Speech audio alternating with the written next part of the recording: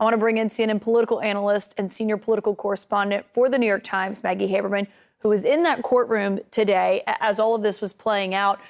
What was Trump's demeanor like? So Trump was actually more subdued for part of it than we saw him in the second E. Jean Carroll trial, than he was in the Engoron trial, where he was constantly scowling, shaking his head. He did do some of that, to be clear, and he did start fidgeting.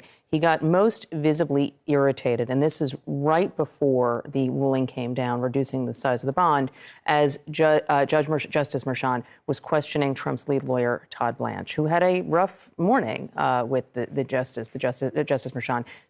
Did not believe in what Todd Blanche was saying about why the trial should be delayed, did not believe in what Todd Blanche was saying about why he believed that the DA's office had committed significant misconduct in terms of not turning over specific documents related to Michael Cohen.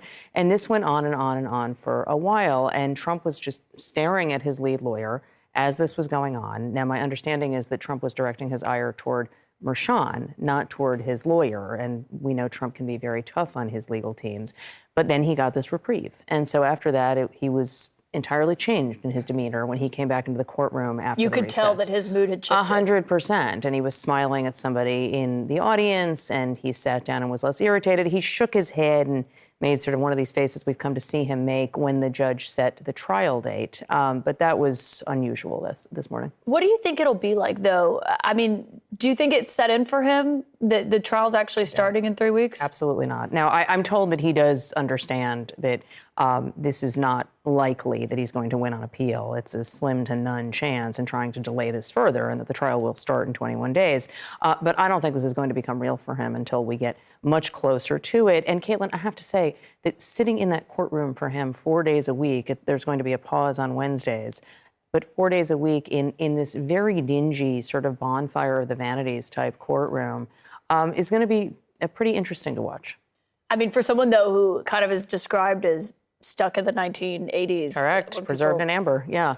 I don't know that being stuck in the Manhattan criminal court is exactly how he had in mind being that way. I mean, and it's not just physically being in court. It's also being there while Michael Cohen could be testifying, Correct. Stormy Daniels, Correct. Karen McDougal. I mean, all of these moments that did not go well for Trump in the first year of his time in the White House, certainly not with his relationship with Melania Trump. You're getting to the point that a lot of his aides will talk about privately, which is that they believe there is a chance of a hung jury. In this case, there's always a chance of a hung jury, and this, it just takes one.